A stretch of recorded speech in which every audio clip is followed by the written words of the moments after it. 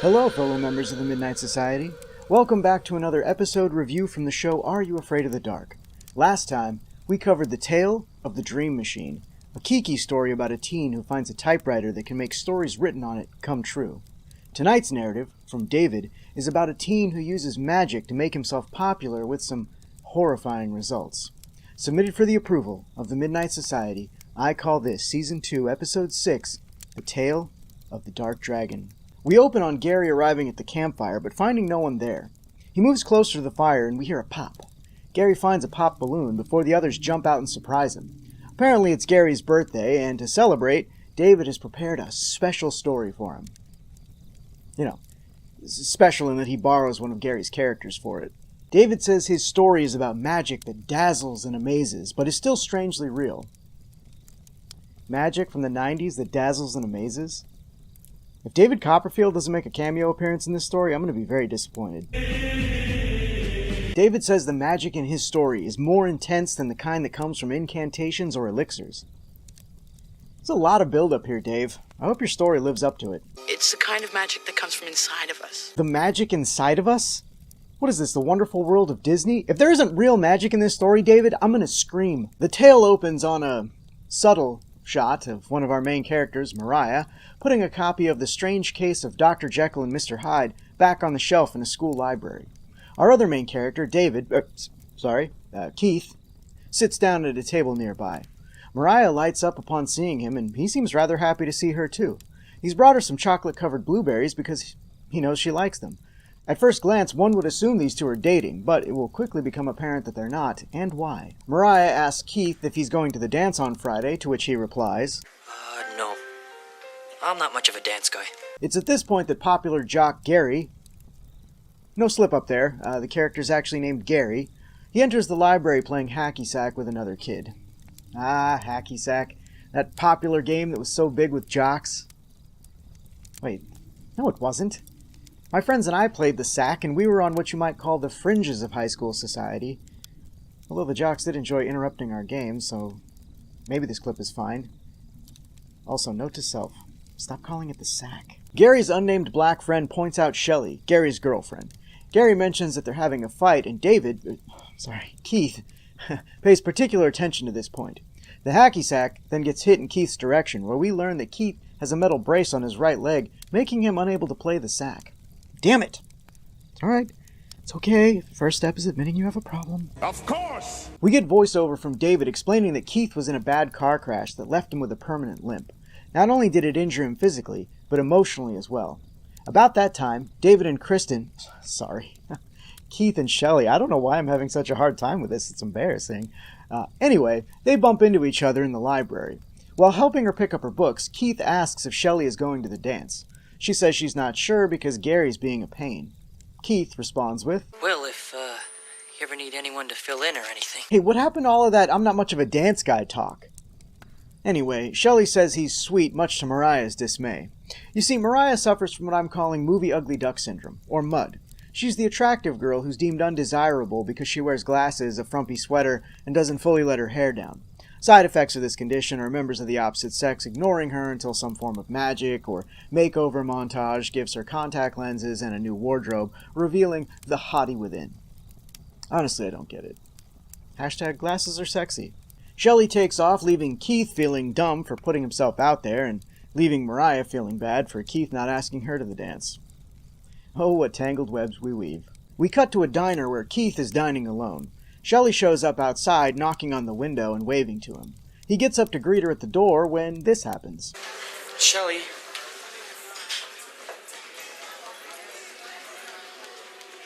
Well, that felt awkward for everyone involved. Keith sits back down before seeing an ad in a comic book for Sardau's Magic Mansion with a header that reads, "You can be confident. You can bring out the best in yourself." So that's the character that David borrowed. Look, I'm excited to see Sardau again, but if that means we're not getting David Copperfield, I can't help but feel like Mariah did at the end of that library scene. Also, never trust an ad from a comic book. I remember all the fake Karate Master ads from the comics I used to read. I still never learned the touch of death. Soon you will be at peace. Hey, quit it, Bart. Quit it. Hey, quit it, Mom! Bart, don't use the touch of death on your sister. Keith arrives at Sardou's shop, and we get a grand entrance from everyone's favorite magic mischief maker. Is there a Mr. Sourdough here? That's sourdough! No, mister. Accent on the dough. Keith says he's there for the potion, and in classic Sardou fashion, he has no idea what Keith is talking about, but pretends to so as not to lose out on a sale. Sardou finally tracks down the potion and gives Keith the rules for using it. The first rule of Fight Club is, you do not talk about Fight Club. Sorry, wrong rules. He tells Keith that he must only use one drop at a time. When it comes time to discuss the price of said potion, Sardou turns up the used car salesman to 11, and it is... it's just delightful. How much does it cost? Well, it's very difficult to put a value on just what this will do for you. Keith ends up buying the potion for $20, and when Sardou goes into the back to get him a receipt, he tests it out on a rabbit in the front of the shop. I'm not sure if it's possible for a rabbit to look homeless, but this one does, at least until it gets a drop of the potion. Then it looks like a rabbit who's visited hair and makeup. Elated at the sight, Keith darts out of the shop, and as soon as he's gone, the rabbit undergoes another transformation into some hideous foreshadowing. I certainly hope the potion's turnaround time isn't 10 seconds on humans as well. The next morning, Keith, his name is Keith. Keith takes a drop of the potion. After falling out of frame, he stands back up with his hair styled, proving that he's now cool. To further prove his coolness, he leaves the house wearing jeans and a leather jacket and boots. He also no longer has the leg brace, so he can now do cool guy things like hop over railings and such. Keith goes back to the diner from the day before. He walks straight up to Shelley and her friends and says, You know Keith Saunders? Yeah? He's my, cousin. You look just like him, with different hair. Who are you trying to fool? Unless...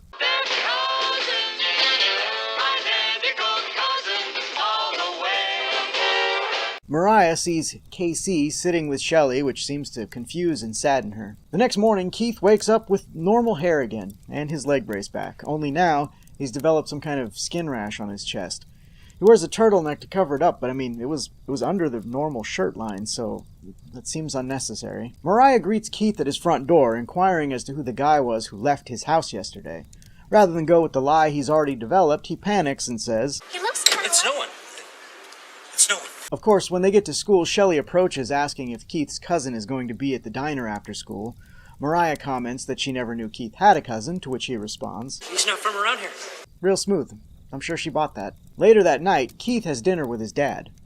Whoa, hold up. We're getting a parent in an episode, and it's a single dad? Way to shake things up, David. You like it? Keith's dad asks about a geometry test, and Keith says he flunked it. His dad asks if everything is okay, and Keith says he's fine. That is until he sees the weird skin rash on his hand. He quickly leaves the table, saying that he has homework. That was it, wasn't it? That was the only scene we're getting with the dad. Typical. Keith puts a glove on to cover up his hand and angrily throws the potion in the wastebasket. No sooner than he does this when the phone rings and it's Shelley looking for KC, to which Keith responds, Who? Does the potion make you stupid or something? Anyway, he pretends to be KC and Shelley invites him over to watch TV. Keith takes a moment to listen to that little voice in his head as he considers taking the potion again. And it says, Do it! I'll be over in a little while. How does he know where she lives? They aren't friends in the way that he and Mariah are. And, he certainly wasn't doing any peeping that I could see with the condition of his leg. One could argue that she's in the phone book, but it would be her parents in the phone book, and I would wager that he doesn't know her well enough to know her parents' names. Then again, David did know a lot about Kristen when the Midnight Society members weren't supposed to know that much about each other, so... Stalker! Sorry. We cut to later that night on Shelley's front porch. KC asks her to the dance on Friday night. At first, she resists, but when he points out that Gary hasn't asked her yet, she agrees to go with him. They then kiss. On the mouth. Wait, hold on. Did her parents let her invite a strange boy over, and then be alone with him on the porch? The porch? To parents, the porch is like second base. There's no way. Wait, who am I kidding? This is Are You Afraid of the Dark? She probably doesn't even have parents. Uncool, bro. Keith wakes up the next morning even more deformed than before. Personally, I think he's overreacting. I mean, it's nothing a quick shave and a teeth filing couldn't fix. I get it. I have bad teeth. Apparently, Keith didn't go to school, causing Mariah to grow concerned. She goes to the diner to ask Shelley if she's seen him or KC. Shelley says that she hasn't seen them, but that she will be seeing KC that night at the dance. We cut to Sardau's shop, where Keith has gone to seek help. While consulting the magic book, they uncover an extra tidbit about the potion that Sardau overlooked before selling it. Before bringing out the best, one must fight the dark dragon from within. The dark dragon? Sounds like a parental code word for drug use. Oh, dang it. I think I just let Pee-wee out of his playhouse. This is crack. Rock cocaine. It isn't glamorous, or cool, or kidding. Sorry about that. Back at the diner, Gary shows up asking Shelley what time he should pick her up for the dance. She tells him she's going with someone else, causing him to react in the manliest way possible. What? Back at Keith's house, his condition is worsening. Mariah breaks in using a key he hides by the front door to check if he's alright. Having gone full Dungeons & Dragons monster, Keith hides in his room, telling Mariah to leave and that no one can help him now. Later that night, Mariah sees Quasimodo leave his house, and she follows him to the high school.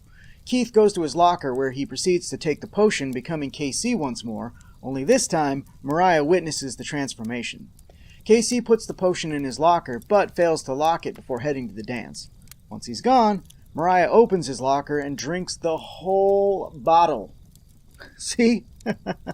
Whether it's booze or magic potions, first-timers always go too hard, too fast, and they pay the consequences. I can't feel my legs. I have no legs! Also, why would Keith take the potion at the school? He always takes the potion at his home and then leaves his house as KC. It doesn't make any sense for him to do it the other way other than plot convenience.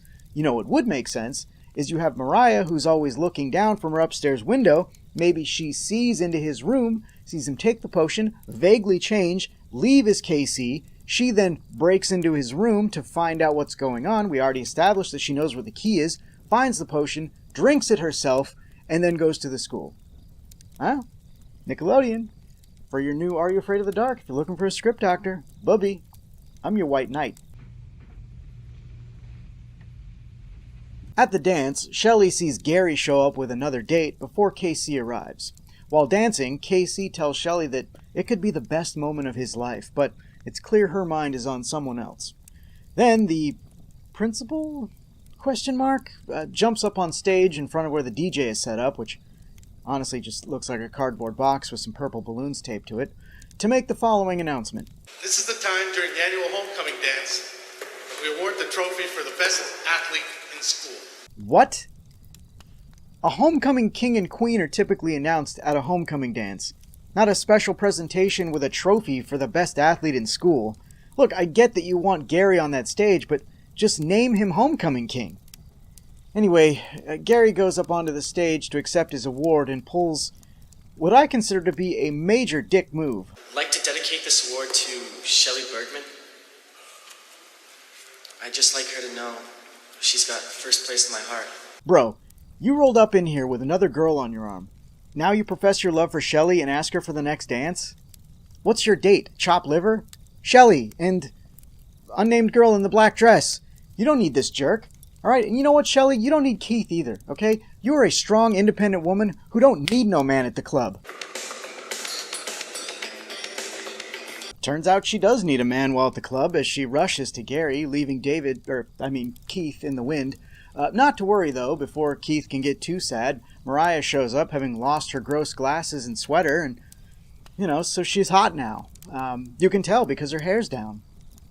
Keith and Mariah start dancing, and Keith figures out that she took the potion. And then Mariah says just the saddest thing in the episode. Now you can fall in love with me. Mariah, he is not good enough for you. You don't need this jerk. You are a strong, independent woman who am I kidding? She's not going to listen to me. Mariah professes her love for Keith before experiencing crippling pain as a result of drinking all the potion. Keith escorts her outside the dance, where she starts changing into a hideous monster just as he did. Keith asks why she drank all the potion, and she says that she did it for him because he wanted a beautiful girl. I got no jokes here. This is just sad and disgusting. Keith has a moment of self-reflection and realization, telling Mariah how he didn't want to be himself anymore after the accident because of how people looked at him and treated him. He says he hates himself. Mariah says that she doesn't hate him before collapsing on his shoulder. He begs for her not to go and cries a tear onto her shoulder, resulting in... Keith? Mariah seems fuzzy on what just happened, and Keith says that he defeated the dark dragon that was inside him ever since the accident. The principal? ? Shows up asking, What are you doing here? Are you serious? You just saw them inside like 5 minutes ago and she said she needed air, so they're probably getting air. But I mean, I guess if we didn't have this dumb question, Keith couldn't say, I was, just taking my girl to the dance. The story ends with David saying, Happy birthday, Gary. Yeah, hope you enjoyed the story I inserted myself into to be the hero in celebration of your birth. And if you don't believe me, just look, okay? They have the same eyebrows. I'm actually confused on the moral of the story. I thought it was going to be about, like, being yourself and acceptance and that kind of a thing, but in the end, Keith just has to acknowledge that he hates himself and see that it's hurting someone else, and then the potion gives him everything he wants. No leg injury, moosed hair, the perfect girl who was actually perfect the whole time, but he didn't like her until she became hot. So, I think the moral of the story is just be good looking and everything will work out for you. I mean, they're not wrong. Did you ever think that maybe there's more to life than being really, really, really ridiculously good looking? Now for the review. I'm very conflicted on this episode. While I liked the concept and found the makeup effects to be top-notch, I found the resolution to be downright infuriating. While the story borrows elements from the strange case of Dr. Jekyll and Mr. Hyde, we never fully go there. It would have been fun to see Keith becoming more like Hyde the more he transformed, rather than just a scared version of himself in a disfigured body. A mix of both would have been great. You know, like lashing out uncontrollably and then, like, regretting it immediately and dealing with the fallout of his actions. There was nothing really exciting about the settings. The school and diner looked like they were filmed on location. The high school dance looked pretty awful, but, I mean, in all fairness, that's just how high school dances look.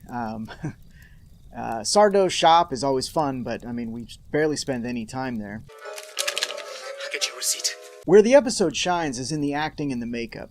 The minor makeup effects when Keith slowly starts to change look good, but when he fully transforms, it looks great. I wish we could have spent more time with him in that form. Maybe a scene with him scaring his dad or Mariah or some of the other students. What? Now for the unpleasantness. I hate the way this story ends. Not only did it feel anticlimactic, but it also felt like there were never any stakes. Mariah takes the potion and starts changing for barely a minute before Keith has his eureka moment, which results in them both being perfect at the end. What was the point? If the story was about acceptance, he should have at the very least had the leg brace on again at the end. And if it was about being yourself, both Keith and Mariah should have reverted back to the way they started the episode and gone into that dance with their heads held high. So who are you, man? I'm the party pooper. Anywho, younger me wouldn't have found this episode scary, but it would have had him itching to play with the sack. Wait, are we still doing phrasing? The acting in this episode was pretty good. Keith does a great job at playing the duality between him and KC. He's completely believable as both a broken kid with no confidence and the tight jean-wearing teen whose idol is the Fonz. Mariah also does a great job shifting between meek and drunk on power as she basks in the attention she gets while under the potion's influence. Shelley and Gary are really just there to be good-looking popular kids and aren't given much to do, but they perform their roles well. I thought I was going to have more than one adult actor to talk about, but then Keith's dad just turned out to be a tease. The only adult actor worth mentioning is Sardo, and he did not disappoint. He brings such fun energy to the role, and frankly, he's not used nearly enough here. David, if it were up to me, the tale of the Dark Dragon would not meet the approval of the Midnight Society, but I'm doing things a bit differently now. I took a poll on this tale, and I was outvoted. So, congratulations, it meets the approval of the Midnight Society. Perfect. I want to give a special shout out to the following Midnight Society members for participating in the poll, and I apologize if I butcher your name. Rose, Stefan, Herjot, Hector, Jean, Tim, Dave, Victoria, Jonathan, Alyssa, Adam, Sarah, Patricia, Ray Fizzle, and Cody. Thanks, everyone.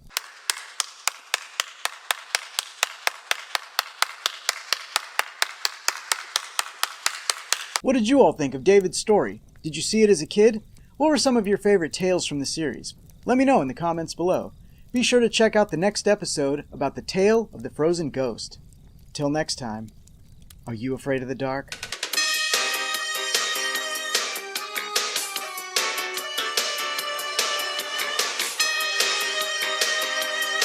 What? Thanks for watching, everyone. If you enjoyed this video, please consider giving it a like and a share. Be sure to subscribe and click that bell icon to be notified when more Midnight Society episodes go up. And we've got a ton of other cool shows on the channel, so stick around, you might find something else that you like.